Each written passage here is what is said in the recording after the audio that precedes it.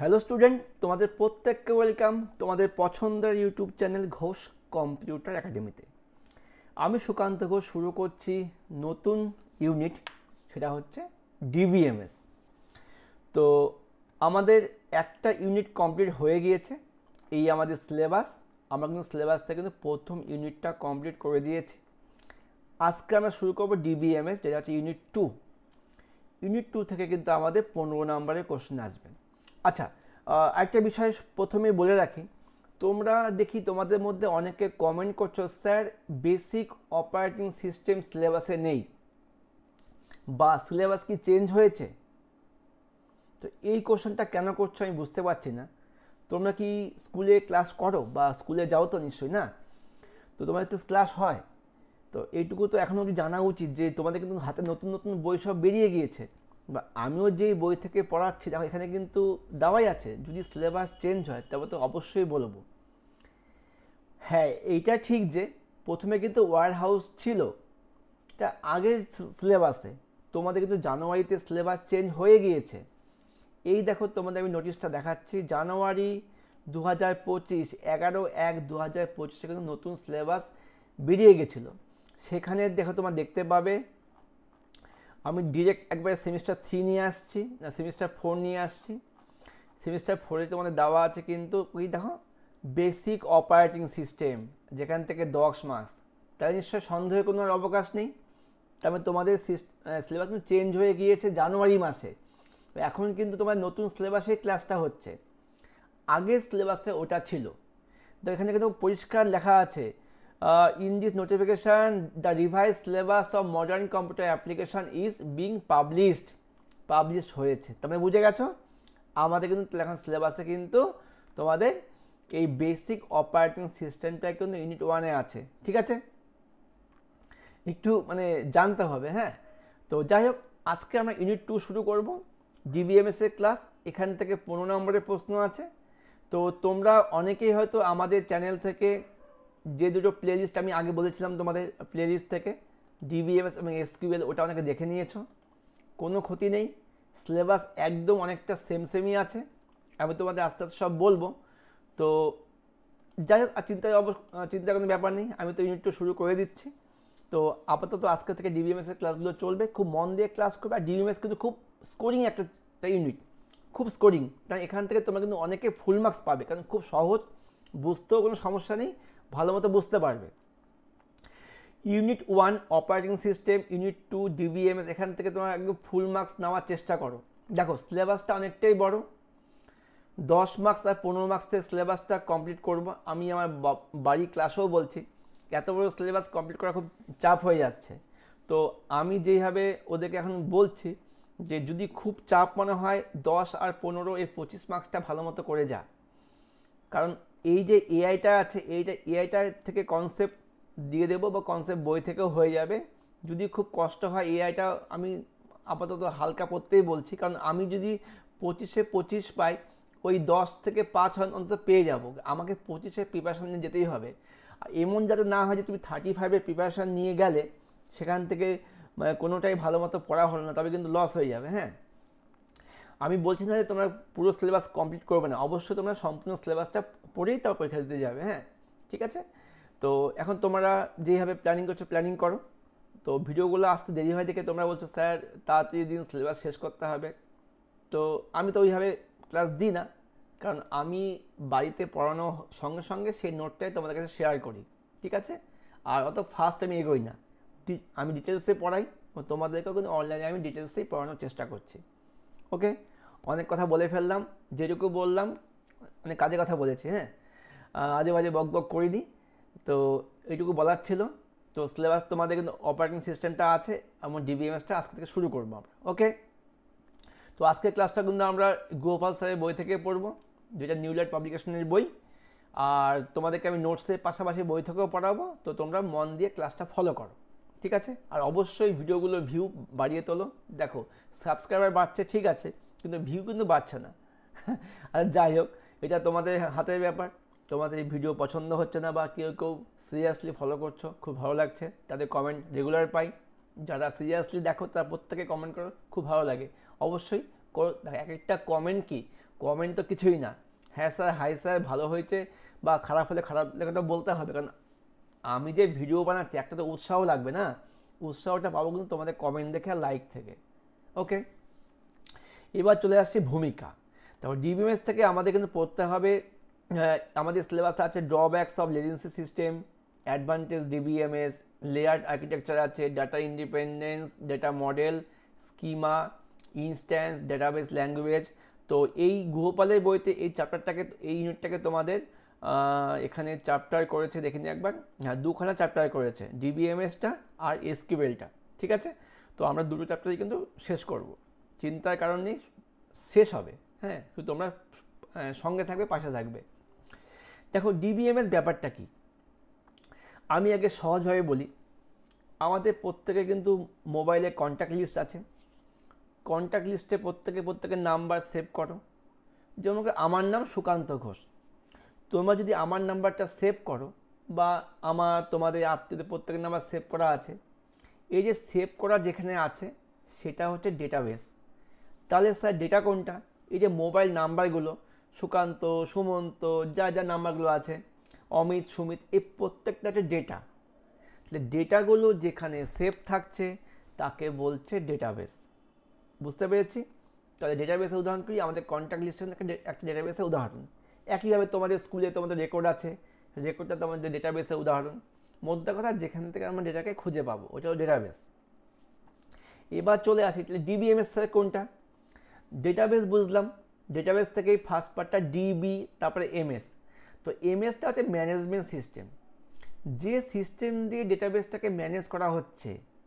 আমি মনে করো এই যে যখন তুমি আমার নাম্বারটা সেভ করবে সুকান্ত স্যার, তো আমার নাম্বারটা কি কন্ট্যাক্ট লিস্টে প্রথমে আসবে? নিশ্চয়ই না, এটা এসের জায়গাতে আসবে, কারণ প্রথম দিকে কে থাকবে? এ বি সি ডি, এইভাবে নাম্বারগুলো সেভ হয়।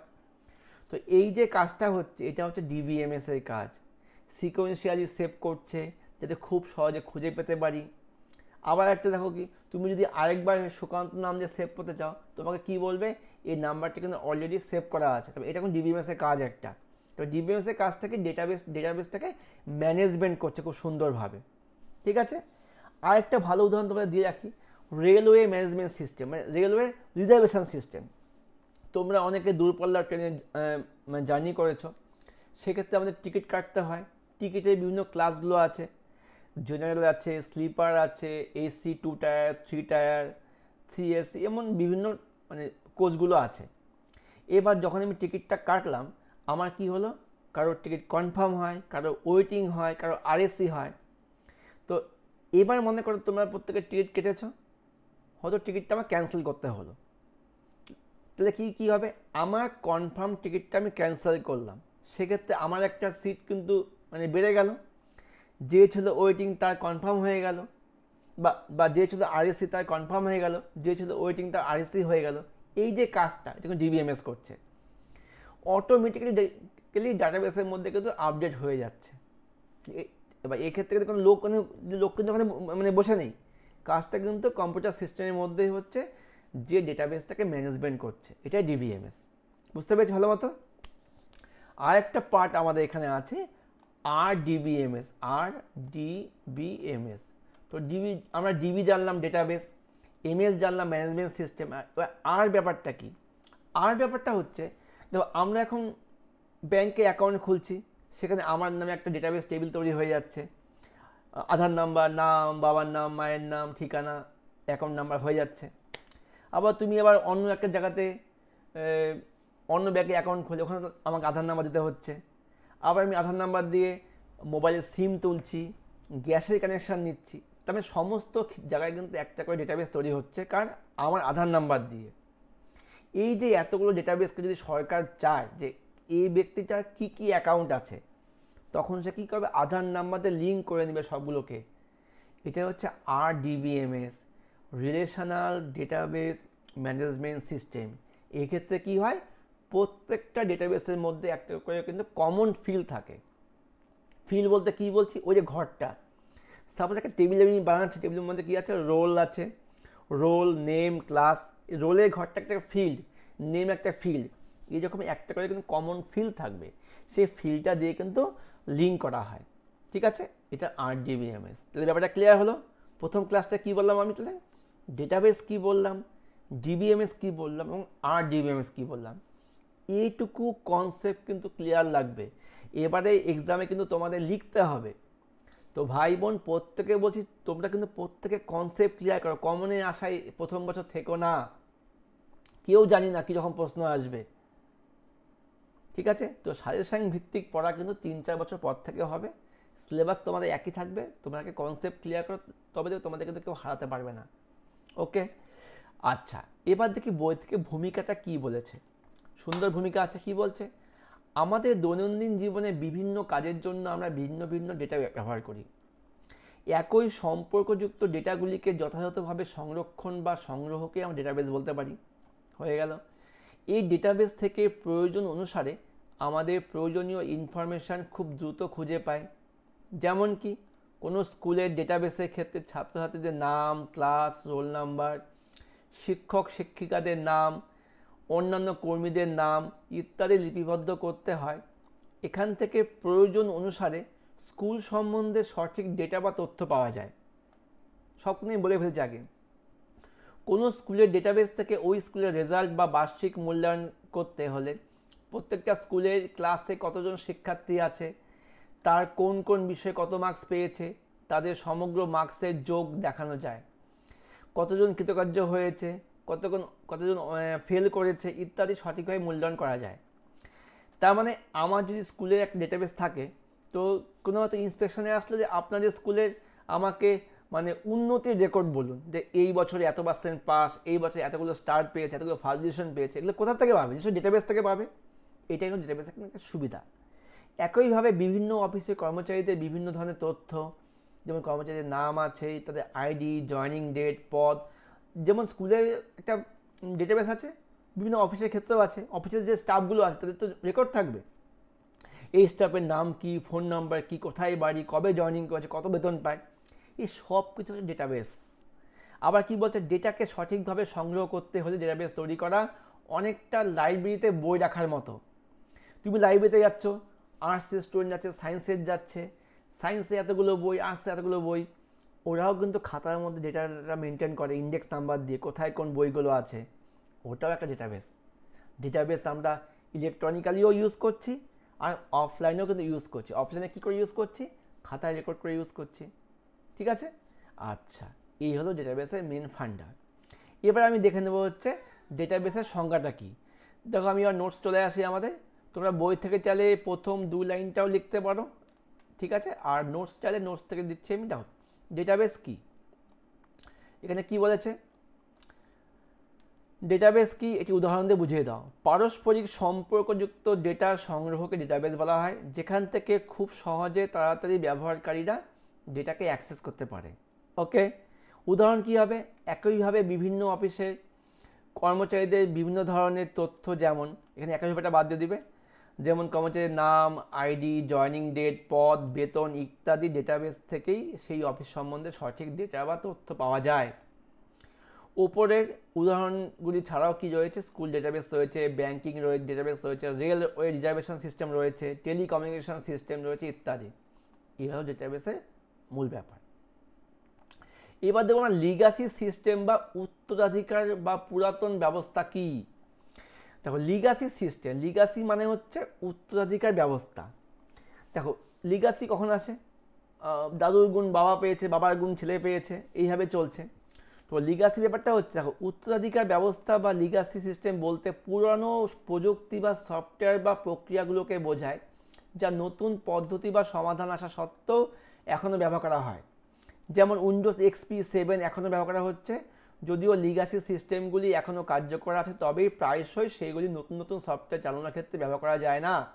আচ্ছা, তো লিগাসি ব্যবস্থা মানেই হচ্ছে, দেখো আমরা কিন্তু আমাদের প্রত্যেকের হোয়াটসঅ্যাপ আছে, ফেসবুক আছে, মাঝে মাঝে কিন্তু ওগুলো কিন্তু আপডেট আসে। কেউ আমরা আপডেট করি, কেউ আপডেট করি না। আপডেট করি না এইভাবে যে আপডেট করলে আবার অনেকটা জায়গা নষ্ট হবে। আপডেট হওয়া মানে তো মেমোরিটা ইউজ হয়ে যাচ্ছে না, নতুন নতুন ভার্সনগুলো আসছে। আবার কেউ আপডেট করি না নতুন নতুন ফিচার্সগুলো ইউজ করার জন্য। তো এটাই হচ্ছে লিগাসি সিস্টেম, মানে নতুন কিছু আসা সত্ত্বেও আমরা পুরাতনটাকেই আঁকড়ে ধরে কাজ করে যাচ্ছি। যেমন দেখো এখানে বই উদাহরণ সুন্দর দিয়েছে, উইন্ডোজ এক্সপি উইন্ডোজ 7 এখনও ইউজ করা হয়। যতই কিন্তু আমার উইন্ডোজ 10 11 চলে এসছে, তা দেখবে তুমি বেশিরভাগ অফিসিয়াল কম্পিউটারগুলো যাবে যেখানে কিন্তু এখনও উইন্ডোজ 7টাই চলছে। আবার office package Word, Excel, PowerPoint 2007 অনেক কম্পিউটারগুলোতে আছে, স্কুলগুলোতে আছে। ওরা কিন্তু এখন 2010 বা 16, 2021ও বেরিয়ে গেছে, ওগুলো কিন্তু ইউজ করছে না। এটাই লিগাসি সিস্টেম। তাই তুমি বুঝতে পারলে লিগাসি সিস্টেম ব্যাপারটা কি। আচ্ছা, এবার নোট থেকে দেখে কী বলছে, উত্তরাধিকার ব্যবস্থা বা লিগাসি সিস্টেম বলতে পুরনো প্রযুক্তি বা সফটওয়্যার বা প্রক্রিয়াগুলিকে বোঝায় যা নতুন পদ্ধতি বা সমাধান আসা সত্ত্বেও এখনও ব্যবহার করা হচ্ছে, যেমন কি উইন্ডোজ এক্সপি, উইন্ডোজ 7 এখনও ইউজ হচ্ছে। ঠিক আছে, এবার প্রশ্নটা হচ্ছে লিগাসি সিস্টেমের ত্রুটিগুলো কী কী। আমি যদি পুরাতন সফটওয়্যারগুলো ইউজ করি আমার তো কিছু সমস্যা হবে না, তো সেই সমস্ত ত্রুটিগুলো কী কী। বই অনেকগুলো পয়েন্ট দেওয়া আছে, তোমার বই থেকে স্ক্রিনশট নিয়ে নিতে পারো। আমি কিছু লিখিয়েছি, আমি তোমার সেটা বলছি। হ্যাঁ, যেমন দেখো আমি নোটস থেকেই বলছি। লিগাসি সিস্টেম বা উত্তরাধিকার ব্যবস্থার বয়স বাড়ার সাথে সাথে এইগুলি রক্ষণাবেক্ষণ যথেষ্ট ব্যয়বহুল হয়ে উঠতে পারে, কারণ সময়ের সাথে সাথে পুরনো প্রযুক্তিগুলি অচল হয়ে পড়ে এবং এদের সচল রাখা যথেষ্ট ব্যয়বহুল। এই একটা সমস্যা। নাম্বার 2, প্রযুক্তির দ্রুত উন্নতি হওয়ার সাথে সাথে আধুনিক সাইবার ক্রাইম, ভাইরাস, ম্যালওয়্যার অ্যাটাকের বিরুদ্ধে প্রতিরোধের জন্য প্রয়োজনীয় শক্তিশালী নিরাপত্তার অভাব থাকতে পারে। তাহলে পুরাতন সিস্টেম স্কুলে তোমার হচ্ছে ভাইরাসের আক্রমণ হওয়ার চান্স বেশি। আমি তো নতুন ভার্সন আপডেট করছি না, আমি তো পুরাতনটাকে নিয়ে বসে আছি। নাম্বার 3, এই সিস্টেমগুলি অনেক ক্ষেত্রেই আধুনিক সরঞ্জাম বা প্ল্যাটফর্মের সাথে একত্রিত হতে পারে না, যার ফলে সর্বশেষ প্রযুক্তিগুলি বা আপডেটের ভার্সনগুলি গ্রহণ করতে পারে না। ঠিক আছে, তার মানে হচ্ছে এই আমাদের যে পুরাতন সিস্টেমগুলো আছে নতুন ভার্সন চলে আসছে, কিন্তু নতুন ভার্সন কিন্তু আমাদের এখানে নিতে পারছে না, সেক্ষেত্রে আমাদের কিন্তু একটা সমস্যার সৃষ্টি হয়। আরেকটা কি, পুরনো সিস্টেমগুলি যথেষ্ট ধীর, জটিল হয়, এর ফলে উৎপাদনশীলতা হ্রাস পায়। তুমি একটা ভালো কাজ করতে যাবে, তুমি ভালো কাজটা সহজে করতে পারবে না, তারপর তুমি তোমার গুণটাকে দেখাতে পারছো না। তাই সামগ্রিক ব্যবসায়িক কর্মদক্ষতা ব্যাহত হয়, কর্মীদের মধ্যে কি অসন্তুষ্টি দেখা দিতে পারে। এর পরিবর্তে আধুনিক ইউজার ফ্রেন্ডলি সিস্টেম ব্যবহার করলে কর্মী সন্তুষ্টি, উৎপাদনশীলতা ইত্যাদি বৃদ্ধি পায়। এই হচ্ছে লিগাসি সিস্টেম ব্যবস্থার ত্রুটি। আশা করি খুব ভালো মতো বুঝতে পেরেছ। অবশ্যই বুঝতে পেরেছ। যেখানে বুঝতে পারছো না ভিডিও পজ করো, আবার ব্যাকে যাও, আবার শোনো। অনলাইন হয়ে এটাই সুবিধা, স্যারের ভিডিও সবসময় থাকবে তোমাদের সঙ্গে, তোমরা যখন মন চায় দেখে নিতে পারবে। ওকে, এবার দেখি পরের পার্টটা, ডিবিএমএস সিস্টেমের সুবিধা অসুবিধা। তো আমি তো তোমার ডিবিএমএস ব্যাপারটা আগে বলেই ফেললাম। এবার দেখবো ডিবিএমএসটা কি, তারপর দেখবো তার সুবিধা অসুবিধা। ডিবিএমএস কি? Database management system. ডিবিএমএস বা ডেটাবেস ম্যানেজমেন্ট সিস্টেম হলো আন্তর সম্পর্কিত ডেটা এবং ডেটা অ্যাক্সেস করে এবং এমন কতগুলো প্রোগ্রামের সমষ্টি যেখানে ব্যবহারকারীরা খুব সহজে ডেটাগুলোকে ম্যানিপুলেশন, ইনসার্ট, আপডেট, ডিলিটের কাজ করতে পারে। একটু হচ্ছে ভাষা টাফ হয়ে গেল, আমি সহজেই বলছি। ডিবিএমএস, যার সম্পূর্ণ নাম ডেটাবেস ম্যানেজমেন্ট সিস্টেম, ইহা হলো একটা এমন ব্যবস্থা যেখানে ডেটাবেসের নিজেদের মধ্যে একটা পারস্পরিক সম্পর্ক তৈরি হয় এবং এই ব্যবস্থার মাধ্যমে আমরা খুব সহজে ডেটাবেস থেকে ডেটাকে খুঁজে পেতে পারি, এটাকে আপডেট করতে পারি, নতুন ডেটাকে ঢোকাতে পারি, ডিলিট করতে পারি। এই পুরো ব্যবস্থাকে বলছে ডিবিএমএস। বুঝতে পেরেছ? এবার কয়েকটা ডিবিএমএস সফটওয়্যারের নাম কি আছে? এমএস অ্যাক্সেস আছে, ওরাকেল আছে, মাই এসকিউএল আছে, আর পোস্টগ্রিএসকিউএল আছে ইত্যাদি। তো আমাদের সিলেবাসে মাই এসকিউএলটা কিন্তু আছে। ঠিক আছে, এবার দেখবো আমরা ডিবিএমএসের সুবিধা এবং অসুবিধা। তো আজকের ক্লাসটা আমরা সুবিধা অসুবিধা অবধি করবো। হ্যাঁ, আচ্ছা, দেখো বই তো খুব সুন্দরভাবে সুবিধা দেওয়া আছে, অনেকগুলো 9খানা পয়েন্ট দেওয়া আছে, এখানেও 5খানা পয়েন্ট দেওয়া আছে। তোমরা এইভাবে 9খানা পয়েন্টও করতে পারো বা এখান থেকে সাজিয়ে গুছিয়ে 3-4টা পয়েন্ট করলে তোমাদের হয়ে যাবে, কারণ তোমাদের এখানে 2 মার্কসের প্রশ্নই আসবে। ডিবিএমএস কি, ইয়ার সুবিধা অসুবিধা 3 মার্কসে আসতে পারে। তো তুমি নোটটা আপাতত ফলো করো। কী বলেছি নোটসের মধ্যে? একই সঙ্গে বহু ব্যবহারকারী একই ডেটাবেস নিয়ে কাজ করতে পারে। এই রেলওয়ে সিস্টেমটা, তোমরা সবার টিকিট কাটছো, সেভ তো ওই রেলওয়ে ডেটাবেসেই হচ্ছে, তুমি একসঙ্গে অনেকগুলো লোক কাজ করতে পারছে। এর ফলে ডেটাবেস ব্যবহারের ফলে সময় ও আর্থিক সাশ্রয় হচ্ছে। নাম্বার 2, রিডান্ডেন্ট ডেটা বা ডেটার পুনরাবৃত্তি দূর করা যায় এবং ডিবিএমএসের প্রতিটা তথ্যের ডেটা নিরাপত্তা গোপনীয়তা বজায় থাকে। রিডান্ডেন্ট মানে একই নামে ডেটা দুবার সেভ হবে না, সেক্ষেত্রে অন্য নামে তাকে সেভ করতে হবে, যেমন সুকান্ত 1 2 3 এইভাবে সেভ করতে পারো, ঠিক আছে। আচ্ছা, নাম্বার 3, প্রতিটা ডেটার মৌলিকত্ব বা ইন্ডিপেন্ডেন্সি বজায় থাকে এবং অবৈধ ডেটা অ্যাক্সেস করতে বাধাদান করে। প্রত্যেকটা ডেটা স্বাধীনভাবে অবস্থান করে এবং কোনো মানে বাজে ডেটা এখন ঢুকতে পারে না, ঠিক আছে। আচ্ছা, নাম্বার 4, ডেটার প্রতিলিপি বা ব্যাকআপ রাখা যায়, যা থেকে ডেটাকে পুনরুদ্ধার করা সম্ভব। ব্যাকআপটা খুব ইম্পর্টেন্ট।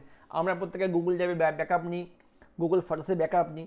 ব্যাকআপে কী সুবিধা, যাতে ডেটাটা আমার হারিয়ে না যায়, আমি যাতে প্রয়োজন হলে ওখান থেকে আবার ডেটাটাকে ফিরে পেতে পারি, ঠিক আছে। আচ্ছা, নাম্বার 5, ডেটা যোগ করাও ডেটা সংশোধন করা যায়, ফলে সবসময় আধুনিক তথ্য পাওয়া যায় এবং ডেটা তথা ফাইল নির্ভুলতা রক্ষা করে। ডেটাকে আমি সবসময় আপডেট করতে আছি, ঠিক আছে। এই না যে আমি একবার নাম্বারটা সেভ করলে স্যারের নাম্বার পরে আর সেভ চেঞ্জ করা যাবে না, আমি আবার নাম্বার চেঞ্জ করেছি, তোমার নাম্বার নিয়ে আবার সেভ করেছো, সবসময় আপডেট রাখা যাচ্ছে নিজেকে। এতে করে কি আমি কিন্তু নিজেকেও অনেক নতুন নতুন জিনিস শিখতে পারি আমরা, না। আচ্ছা, এবার যা সুবিধা আছে তার অসুবিধাও মানতে হবে। কী অসুবিধা আছে দেখে নিই, 3টা পয়েন্ট। ডিবিএমএসের প্রধান অসুবিধা হলো এই সিস্টেমের সঙ্গে যুক্ত software engineer, system designer, database designer, data entry operator প্রত্যেককে সঠিকভাবে দক্ষ হতে হয়, না হলে সম্পূর্ণ সিস্টেম অর্থহীন হয়ে পড়ে। যারা ডিবিএমএস নিয়ে কাজ করছে ব্যাকএন্ডেতে প্রত্যেকে দক্ষ হতে হবে, দেখো, কারণ ডেটাবেসকে তাকে তো ম্যানেজ করতে হবে না, এটা হলো ব্যাপার। নাম্বার 2, সিস্টেমটি সর্বদাই ব্যস্ত থাকে, কারণ সবসময় আধুনিকীকরণ করতে হয়, সবসময় আপডেট হচ্ছে, ডেটা মানে টিকিট বুক হচ্ছে, ক্যান্সেল হচ্ছে, সবসময় ব্যস্ত আছে সিস্টেমটা। নাম্বার 3, সিস্টেম নিয়েও সর্বদা ব্যস্ত থাকতে হয়। রেকর্ডগুলি কেন্দ্রীয়ভাবে নিয়ন্ত্রিত হওয়ায় কোনো সমস্যা দেখা দিলে যে কেউ সেটিকে পরিবর্তন করতে পারে না। মানে আমরা প্রত্যেকে যখন কেউ সার্ভার নিয়ে কাজ করবে, আমাদের ব্যাংকে একটা সিস্টেমে ভুল হয়েছে, তো আমরা তো এবার যারা একমাত্র ওখানে কাজ করবে তারা তো ঠিক করতে পারবে, তুমি চাইলে তো তোমার ডেটাটাকে ঠিক করতে পারবে না, তোমাকে আবার ব্যাংকে যেতে হবে, রিকোয়েস্ট করতে হবে, তারপর ঠিক করে দেবে, এই একটা সমস্যা।